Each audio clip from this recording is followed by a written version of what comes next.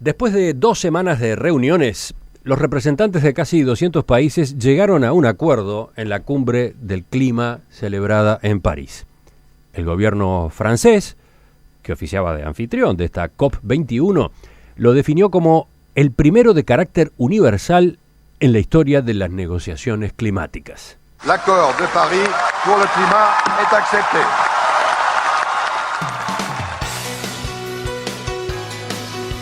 El texto final del pacto alcanzado el sábado propone una meta ambiciosa: que el aumento de la temperatura media del planeta al final del siglo quede muy por debajo de los 2 grados con respecto a los niveles previos a la revolución industrial. ¿Es suficiente eso? ¿Están también las herramientas adecuadas para alcanzar ese objetivo? ¿Quiénes van a correr con los costos que esto supone? ¿Cómo observó el gobierno uruguayo el desenlace?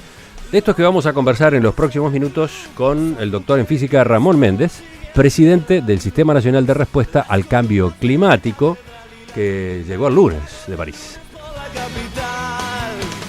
Doctor Méndez, buen día, gracias por acompañarnos. Buen día, un placer estar aquí de nuevo con ustedes, con toda esta audiencia enorme. Vamos a entrar en los detalles enseguida, pero antes quiero hacerle una consulta más amplia, ¿no? Una opinión global. ¿Con qué sensación regresó? Muy positiva, porque no hay que ver esto como el fin de la historia. Esto es el principio de una nueva historia. Esto es un cambio de rumbo. Esto significa presiones sobre aquellos países que todavía estaban reticentes a aceptar esto. Fueron presiones enormes en los últimos días y en las últimas horas, en los últimos minutos, para que efectivamente aceptaran este acuerdo. Son indicaciones sobre los mercados, diciendo por aquí va el mundo, no vale la pena invertir en determinado tipo de tecnologías, sino en otro tipo de tecnologías. Son indicaciones hacia las diferentes fuerzas de poder subterráneas en el mundo, como la opinión pública, los medios, que jugaron un papel fenomenal en todo esto y que fueron esenciales para la presión que se colocó sobre algunos gobernantes reticentes. Es decir, fue un cambio de un punto de inflexión, como se dice normalmente. Usted declaró que Uruguay se iba de París con el 100% de los objetivos cumplidos. ¿Así de bien salió todo? Y yo creo que un poco más de 100%. Es decir, nos habíamos planteado objetivos. Uruguay había definido una posición nacional acordada por los 8 ministros directamente involucrados en el tema. Fuimos con esa hoja de ruta que tenemos que cumplir, pero el asunto es cómo uno hace contra 194 partes con la que tiene que ponerse de acuerdo para llegar al final. Y generamos una estrategia que comenzó hace años en realidad, pero hace meses que armamos la estrategia, generamos las alianzas bilaterales, multilaterales, con países de la región, de fuera de la región, y luego la táctica en el momento, que fue central para ir viendo de qué manera estamos en los momentos cruciales de decisión y aseguramos que la frasecita, la palabrita, la coma que nos favorecía estaba adecuadamente colocada. Me llamó la atención esa evaluación suya, esa frase suya, que Uruguay volvía con el 100% de los objetivos cumplidos. Primero porque, bueno, es muy contundente, pero además porque cuando lo llamamos a París al comienzo de esta COP21, usted no era precisamente optimista. No era optimista ni sobre Uruguay ni sobre el acuerdo, ¿no? Concretamente, usted decía que en este tipo de encuentros suele suceder que sobre el final empiezan a aparecer los documentos de debajo de los cajones, preparados hace meses en negociaciones entre 4 o 5. Era todo lo que todo el mundo suponía que iba a suceder. Y no ocurrió. Y por suerte no ocurrió. Creo que la presión fue tan pero tan grande que fue imposible que el documento que existía, que sabíamos que existía, el documento ese nunca apareció y se tuvo que dar un proceso que le sacamos el sombrero a la presidencia francesa, al canciller Fabius en particular, un proceso en el cual fue dirigido por las partes, inclusivo, abierto, participativo, porque la presión era tan grande para que no ocurriera eso que bueno, finalmente, por suerte no ocurrió. Varias veces ya mencionó la palabra presión, sí. Y al pasar, creo que en la primera respuesta mencionó presión de medios de comunicación. ¿Qué más? ¿Cómo fue ese ambiente de presión que a usted le parece que fue muy importante? Bueno, de todo tipo, ¿no? A medida que se iba llegando sobre el final de la segunda semana, los grandes medios internacionales comenzaron con editoriales cada vez más duros y cada vez más contundentes. Había miles de periodistas, si uno miraba, bueno, las cadenas informativas internacionales, ocupaba una buena parte de los informativos centrales, el tema, con opiniones fuertes y contundentes. Eso levantó de alguna forma a la opinión pública también. Hubo movimientos muy fuertes a través de las redes sociales, se recaudaron millones de dólares en poco tiempo. Se financió, por ejemplo, una campaña que lideró el primer ministro de las Islas Marshall, que son una de las islas más perjudicadas, las islas del Pacífico, porque tienen muy poco altura sobre el nivel del mar, o sea, si el nivel del mar sube, desaparecen directamente como países. Hubo una fuerte apoyo a esta campaña del primer ministro de las Islas Marshall, que apuntaba a limitar el aumento de temperatura muy por debajo de los 2 grados, tendiendo a 1,5 grados. Todo eso se generó en muy poco tiempo, si no hubiera sido además por los atentados de París que impidieron que hubiera manifestaciones masivas, las hubo de todas formas, yo creo que hubiera sido más fuerte todavía esa presencia de la opinión pública. Había más de 45.000 personas en el ámbito de la negociación, un par de miles de negociadores, pero más de 40.000 personas de alguna forma apoyando, exigiendo, criticando, generando iniciativas paralelas que colocaban presión indudablemente. Y bueno, si bien hay algunos de los países, que no los voy a nombrar, donde las opiniones que estaban en el otro bando, por decirlo de alguna forma, países donde la opinión pública no suele tener un peso importante, de todas formas creo que fueron importantes en el resultado final de la negociación, porque, a ver, acá estaba la geopolítica del mundo, estaba en las discusiones, está desde el acceso del gas ruso a Europa y lo que pasa con Siria, también estaba presente ahí. La lucha contra el terrorismo mundial y las alianzas también estaba presente ahí. O sea,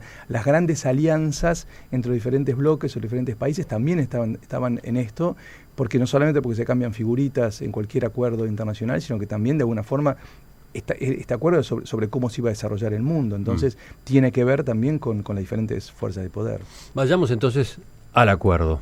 Empecemos a meternos en las partes esenciales del acuerdo. No vamos a poder examinarlo todo, obviamente. Como ya mencioné, el Pacto de París planteó como objetivo principal que cuando se mida la temperatura global del planeta al final de este siglo, el aumento con respecto a los niveles anteriores a la revolución industrial se quede muy por debajo de los 2 grados. Esa fue la expresión que se eligió. Muy por debajo, y muy por debajo de trabajando para intentar llegar a que no supere el 1,5 grados. Para eso, cada país presentó compromisos sobre lo que está dispuesto a hacer en cuanto a la disminución de sus emisiones. Presentará compromisos. Es decir, una vez que se firma, hasta el año 2018, todos tenemos que presentar los compromisos de lo que estamos dispuestos a hacer. Pero bueno, a la cumbre de París los países llegaban, sí, ya con algunos compromisos. Sí. ¿Qué valor tuvo esa primera parte? Bueno, fue muy importante porque, a ver, lo que se hizo con los compromisos previos fue simplemente algo indicativo. Ajá. A ver, ¿qué estaríamos dispuestos a hacer? Y la suma de lo que estaríamos dispuestos a hacer da muy mal. Es decir, no estamos llegando a ese... Si hiciéramos lo que nos comprometemos todos a hacer, la temperatura aumentaría por encima de los 3 grados. Entonces ella fue colocado explícitamente en los considerandos del acuerdo, en el preámbulo. Se dice, bueno, por ahora venimos mal. Cuando hagamos nuestras primeras contribuciones en el marco de este acuerdo, vamos a tener que ser más ambiciosos, porque si no, el camino que nos indica la ciencia que tenemos que seguir para cuidar el clima, no lo vamos a alcanzar.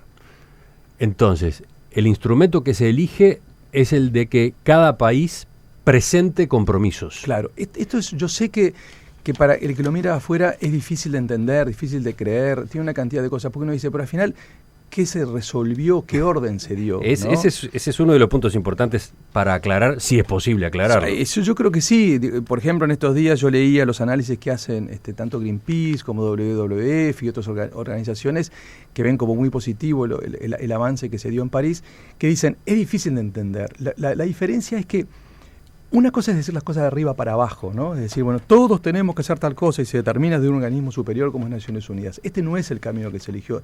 Esto no era un camino posible para un tema tan complejo y que involucraba 195 países, 195 decisiones soberanas. El camino es de abajo para arriba. Es decir, cada país dice, bueno, a ver, yo estoy dispuesto a hacer esto. Y cada 5 años...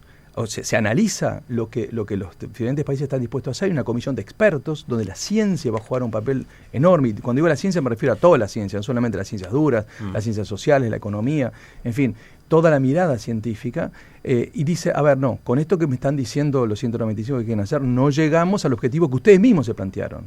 Reiteren, vuelvan otra vez para sus casas y vuelvan a hacer una nueva propuesta más ambiciosa, porque así no llegamos. Y es un procedimiento iterativo que se va a dar cada 5 años, en los cuales los países van diciendo, yo me comprometo a reducir mis emisiones de esto, a colocar tanto nivel de financiación, a generar tanto para adaptarme al cambio climático, y luego un comité de balance y de verificación del cumplimiento da indicaciones, basado en el mejor conocimiento científico, de cuáles son las modificaciones que hay que hacer para seguir avanzando en el buen camino. ¿Esto garantiza el éxito? No, por supuesto que no. Esto no garantiza nada. Esto simplemente construye un camino en el cual hubo en esta ocasión fuerzas mayoritarias para que eso llegara a buen puerto y otras que no tuvieron más remedio que aceptarlo. Pero bueno, naturalmente los pingos se verán en la cancha y ahora esto sigue, por supuesto, ¿no? O sea, esto no se termina aquí, ni mucho menos. Para profundizar un poco en esta parte del acuerdo, recurro a Gerardo Onti, de una de las ONG uruguayas que trabaja en estos temas, Ceuta, y una columna de opinión que publicó ayer en el matutino La Diaria. Dice: el acuerdo es lo suficientemente vago como para establecer que el mundo deberá alcanzar el pico de sus emisiones tan pronto como sea posible y alcanzar un balance entre las emisiones y remociones en la segunda mitad de este siglo. Sin embargo, agrega, lo que dicen los científicos respaldados por la propia Convención, por el Panel Intergubernamental del Cambio Climático, es que el pico de las emisiones debe alcanzarse antes de 2030 y que las emisiones netas deben ser cero a más tardar en 2060. O sea, lo que le cuestiona al texto es su vaguedad, ¿no? Que no va al punto, no va a marcar fechas que, de acuerdo a los estudios científicos, serían críticas. Sí, Gerardo, que por supuesto tiene toda mi admiración, que me ha enseñado mucho de lo que yo sé sobre este tema en particular. Yo creo que está sufriendo el hecho de no haber estado presente y no haber podido participar de hecho en sí en las complejas negociaciones. Yo quiero tomar un párrafo aquí que me traje, que escribió WWF, del análisis de la discusión y que muestra hasta qué punto es complejo de leer el texto, pero en particular leo un párrafo que dice: el objetivo de largo plazo está escrito en un lenguaje aparentemente incomprensible, dice, cita, para alcanzar un equilibrio entre las emisiones antropógenas por las fuentes y la absorción antropógena por los sumideros en la segunda mitad del siglo. Pero dice WWF, combinado con el límite de 1,5 grados, implica un objetivo de lograr cero emisiones netas para todas las emisiones alrededor de 2060-2080. Y concluye, esto efectivamente significa que tenemos que abandonar los combustibles fósiles para 2050. Es decir, el acuerdo, si bien está escrito de una forma que puede resultar difícil de leer si uno no lo analiza con cuidado, dice con claridad que lo que indica la ciencia que tenemos que hacer, llegar a un límite de emisiones rápidamente y reducir a un cero prácticamente hacia la 2060-2080. ¿Qué es lo que dice? La segunda mitad del siglo. No lo dice de una forma tan precisa, pero lo dice básicamente así. Y lo que es claro, como dicen, por ejemplo, los titulares de WWF o de Greenpeace, que dice: el Acuerdo de París abre el camino para combatir el cambio climático, y otros dicen es el fin de los combustibles fósiles, ¿no? Uh-huh. O sea, realmente no hay dudas en los analistas, incluso no de los gobiernos, sino de las propias organizaciones de la sociedad civil, de que esto marca, si se sigue este camino, efectivamente es muy claro y muy contundente, es el fin de los combustibles fósiles para mediados del siglo o la segunda, o la 2060 o algo por el estilo. Es interesante que con el respaldo de esas organizaciones se pueda sacar esas conclusiones, porque claro, el lenguaje del acuerdo, que es muy largo además, ¿no? ¿Cuántas páginas son? Creo que al final son 27 páginas. Bueno, el lenguaje tiene los problemas de la diplomacia y de los acuerdos, ¿no?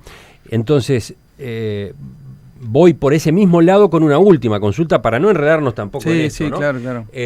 La insuficiencia de las cifras de reducción de emisiones que comprometen los países tiene una complicación extra. Y de esa complicación habla Onti también en la columna de ayer. Dice, estos compromisos autoimpuestos por los distintos países, las contribuciones que cada país está dispuesto a hacer, no serán legalmente vinculantes internacionalmente, por lo que no se podrá exigir su cumplimiento. ¿Cómo funciona este aspecto? Bueno, también creo que acá, con todo respeto y cariño que tengo por Gerardo, creo que no está haciendo la lectura correcta de lo que dice. las propuestas las resuelve cada país, pero una vez que las envió a Naciones Unidas se transforman en vinculantes. Es decir, una vez que el país dice yo voy a hacer eso, tiene que hacerlo. Y no solamente acá tiene estaba que de por hacerlo, medio, por ejemplo, la sensibilidad de Estados Unidos, ¿no? y El de gobierno China, y de de Barack China. Obama no podía asumir por sí mismo compromisos, no puede asumirlos porque depende del Congreso, ¿no? Claro. Lo que pasa es que hay un tema, una particularidad de la Constitución norteamericana, diferente de la nuestra o de la mayoría de los países de América Latina, por la cual si un compromiso internacional, incluso un tratado internacional, no implica obligaciones de ciertos tipos para el país, lo puede tomar directamente el Poder Ejecutivo sin tener que ratificarlo por el Parlamento. Entonces, la forma de este tratado efectivamente es tal que lo puede aprobar directamente la administración Obama sin tener que pedir los votos al Congreso, que no los tiene. Entonces, eso sí es cierto. Ahora, en concreto, y lo quiero decir con toda claridad, los países tenemos obligación de presentar cada 5 años los compromisos para el siguiente periodo, y una vez que los presentamos, si bien los resolvemos nacionalmente, son obligatorios. Se colocan en un registro de Naciones Unidas y se forman en obligatorios. Y además, para el siguiente periodo de 5 años, tenemos que ser más forzosamente, así lo dice con toda claridad, más ambiciosos. No hay marcha atrás posible. No podemos decir, bueno, ahora voy a empezar a emitir más en tal o cual sector. No. Tenemos que ser cada vez más ambiciosos para ir acercándonos cada vez más hacia el pico de emisiones y luego empezar a reducir hasta llegar a emisiones netas cero, o sea, lo que emitimos no mayor que lo que absorbemos, ¿no? ¿Qué dejó la cumbre del clima celebrada en París?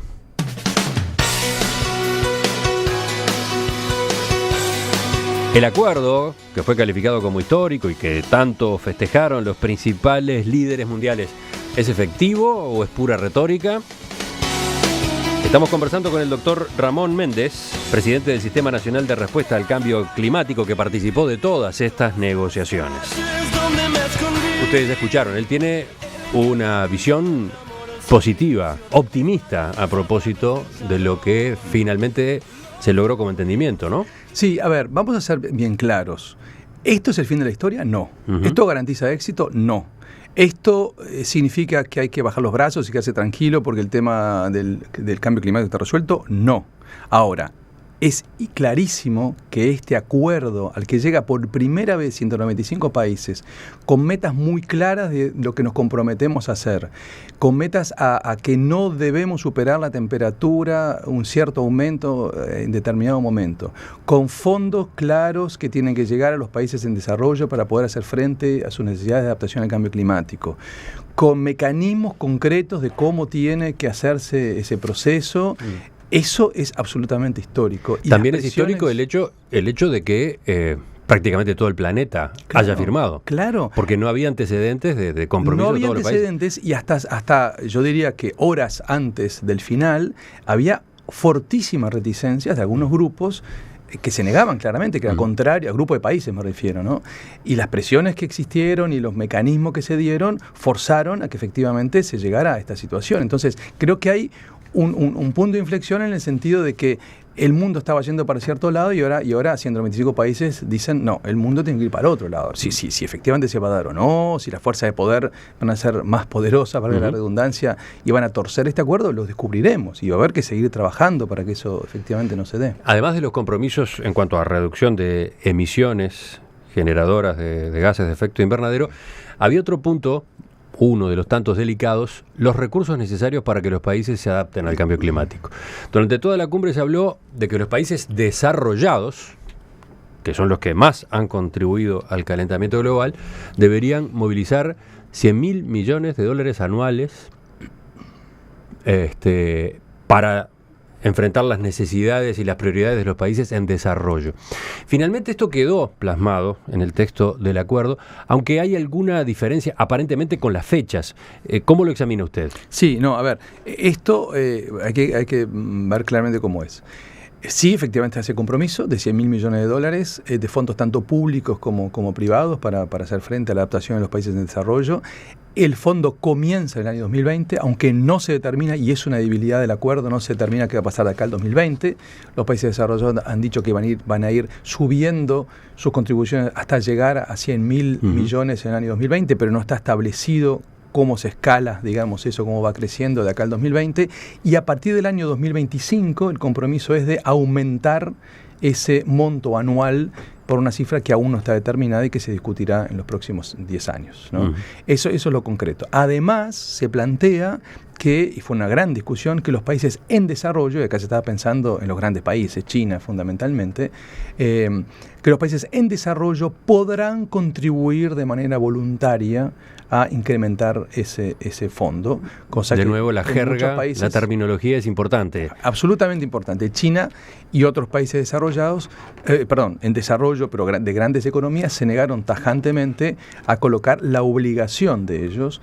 Y la razón que daban son múltiples. Una de ellas es histórica, es de justicia de alguna forma. Si bien China hoy es el principal emisor, si sumamos la historia, los países desarrollados han contribuido mucho más a la emisión de gases de efecto invernadero que China o que cualquier otro país en desarrollo. Hoy la historia es diferente, pero la historia sigue siendo que los mayores emisores son, los mayores contaminadores de la atmósfera de forma acumulada son los países en desarrollo. La otra razón es que en realidad todo esto se da en el marco de lo que se llama la Convención de Cambio Climático de Naciones Unidas, que firmada en el año 92, que dio inicio a todo esto, que dice con total claridad que son los países en desarrollo los responsables de financiar la adaptación al cambio climático de los países, dije al revés, ¿no? Sí, ¿no? Perdón.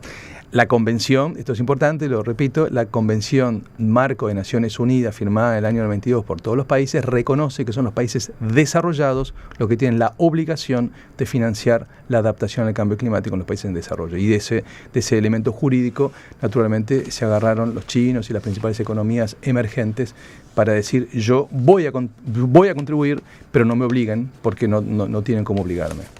Veamos cómo le fue a nuestro país, concretamente en la cumbre. Ya tuvimos el resumen general suyo más temprano en cuanto a que se había vuelto con el 100% de los objetivos cumplidos, pero ¿podemos hilar un poco más fino? Claro, nosotros teníamos varios objetivos, los 4 o 5 más importantes, los puedo resumir rápidamente. El primero, que hubiera un acuerdo, y que ese acuerdo fuera importante, que fuera ambicioso y que generara un camino para un cambio de rumbo, ¿no?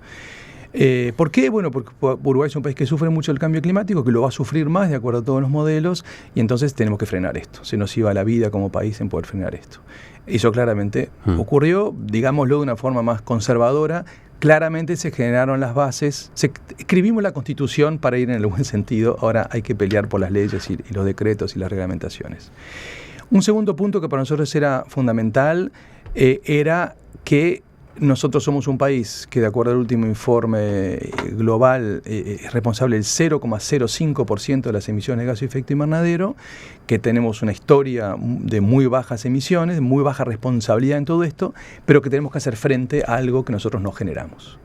Entonces nos parecía absolutamente razonable que países, aunque fuéramos de renta media alta o renta alta como es Uruguay, de todas formas tenemos derecho a acceder a esa financiación. Reconocíamos y reconocemos que hay otros que tienen más necesidades que nosotros, en particular los países menos desarrollados, las pequeñas islas que tienen una dificultad diferente, pero nosotros no queríamos quedar afuera de la posibilidad de que hubiera una ventanilla donde nosotros dijéramos, tenemos un buen proyecto, nos ayudan a llevarlo adelante, nos transfieren tecnología, que nos generan capacidades, nos dan línea de financiación blanda, eventualmente nos dan plata no reembolsable. Y eso lo obtuvimos. Claramente fue una batalla durísima.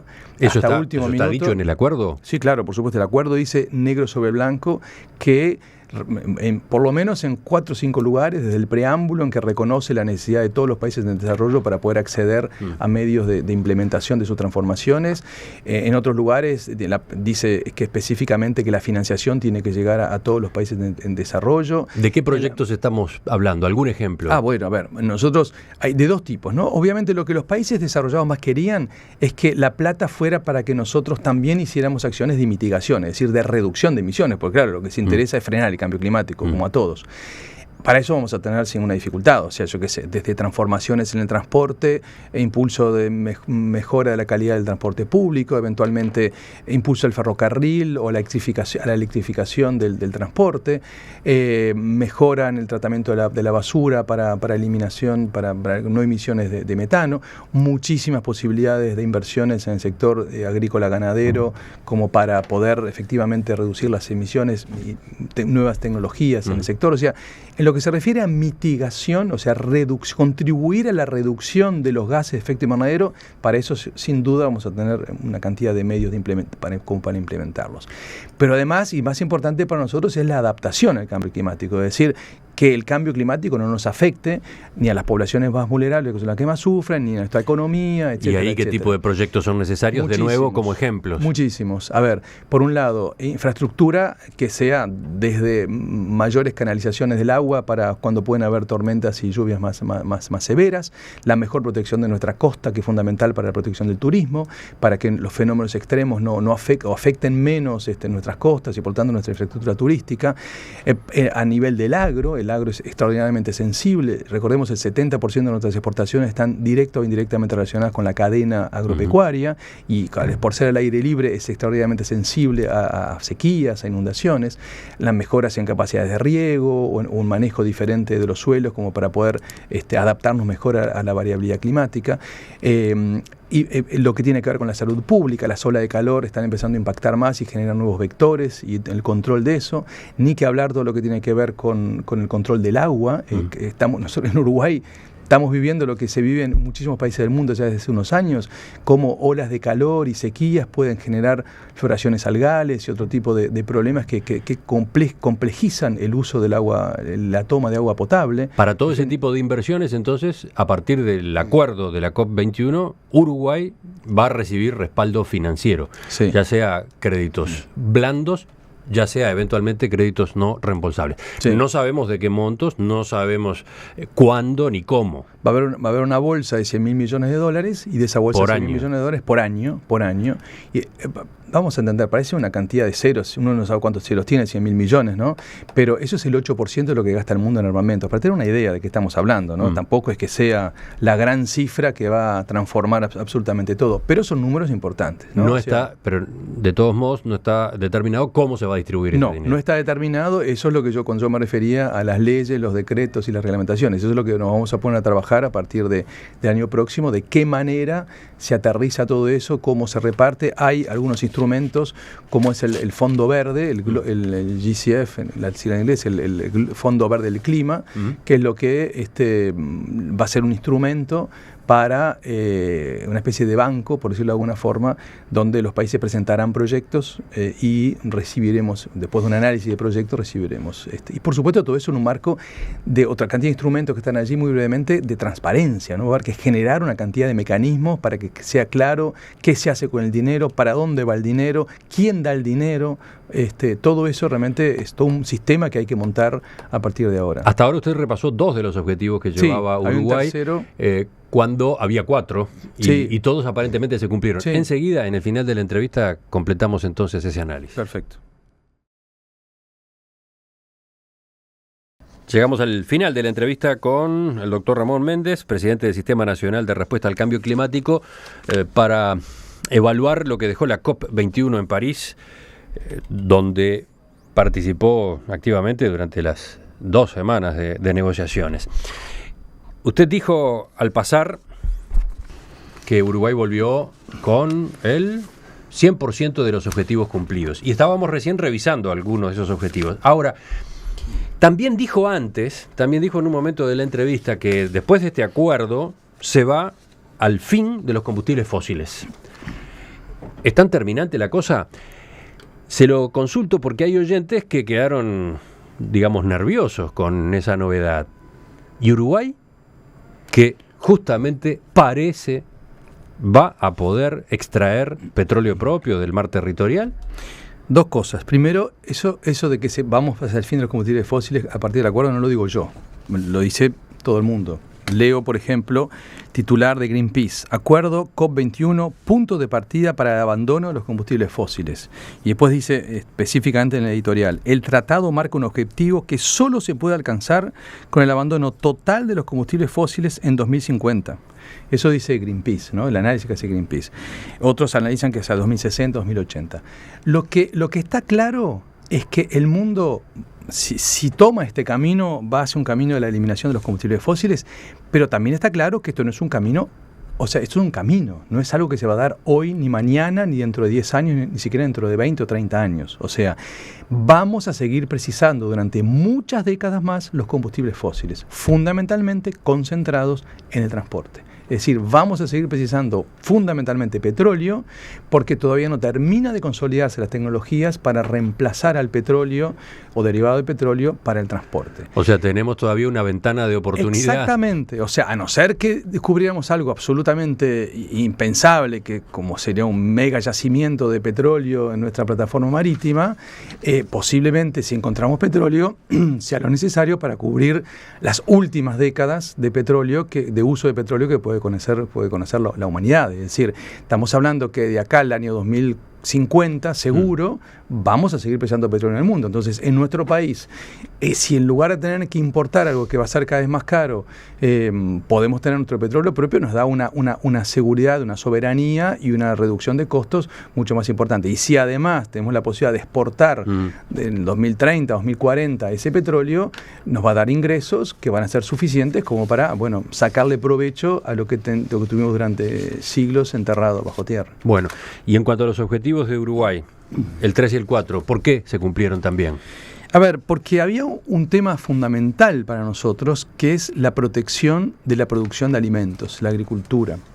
Uruguay es un país absolutamente atípico a escala mundial. En el mundo, cerca del 80% de las emisiones de gases de efecto invernadero provienen del sector energético y cerca del 14% viene de la producción de alimentos, de la agricultura. En Uruguay es al revés. Fruto de las muy bajas emisiones del sector energético por las energías renovables y de que tenemos una producción ganadera excepcionalmente alta comparada con el resto del mundo, gracias a que producimos alimentos para casi 10 veces nuestra población, eso hace que nuestras emisiones estén fundamentalmente concentradas en el sector de producción de alimentos.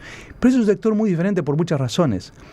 La primera es porque está por detrás nada menos que la seguridad alimentaria mundial. Es decir, podemos vivir sin petróleo, pero no podemos vivir sin comer. Esa es la realidad. Otra realidad muy importante es que las emisiones no son estrictamente de origen humano, son de origen biológico. Uruguay tenía prácticamente la misma cantidad de vacas que tenemos hoy antes de que se descubriera el petróleo. A fin del siglo pasado, cuando empieza a utilizarse el petróleo, no habría 11 millones de vacas como tenemos ahora, pero había 8 o 9. Es decir, siempre tuvimos esas emisiones porque no son de origen humano. Simplemente estamos utilizando nosotros para nuestro beneficio, indudablemente, esas vaquitas que estaban allí y emitiendo igual que están emitiendo hoy. Pero además lo más relevante es que no existen tecnologías disponibles como para reducir esas emisiones.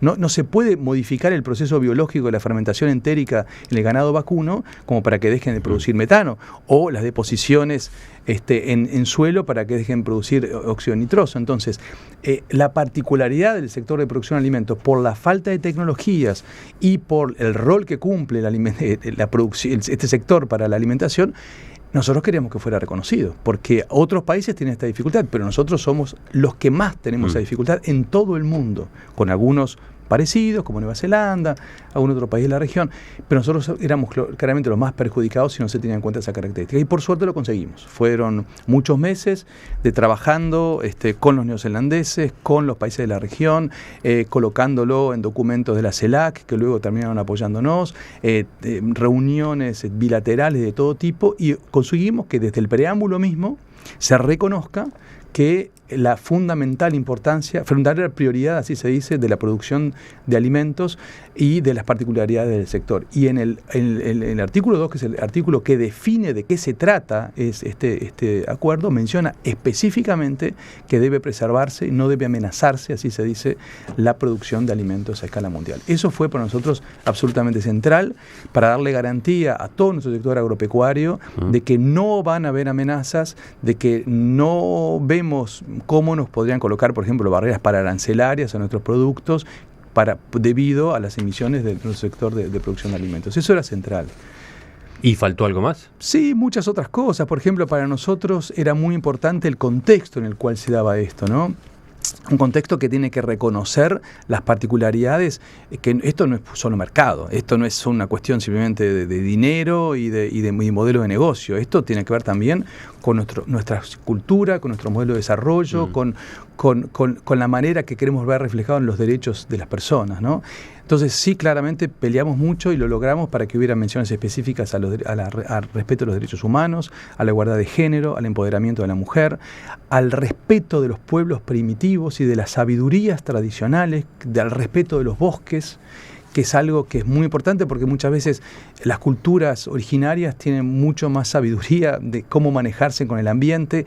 Se menciona específicamente algo importante para muchas culturas como el respeto a la madre tierra, así está puesto específicamente, y eso está colocado no solamente en el preámbulo, sino que está previsto también en algunas de las partes operativas en que se tienen en cuenta estos derechos. Para nosotros eso también era algo muy importante porque tiene que ver en definitiva en la construcción del futuro como queremos ir como humanidad y nos parecía fundamental para esa nueva construcción. En Perspectiva, periodismo constructivo. Doctor Ramón Méndez, dejamos aquí, seguramente incompleto, el balance de esta COP21 y del acuerdo que alcanzaron casi 200 países en París. Obviamente, ahora hay que entrar en la letra chica y en todo lo que es la reglamentación y la puesta en práctica. Volvemos a conversar en cualquier momento, entonces. Sí, sobre todo el aterrizaje para el país. O sea, ¿qué hacemos con todo esto y qué ventanas se nos abren a partir de ahora? Ya continuamos en Perspectiva porque viene la mesa de este miércoles.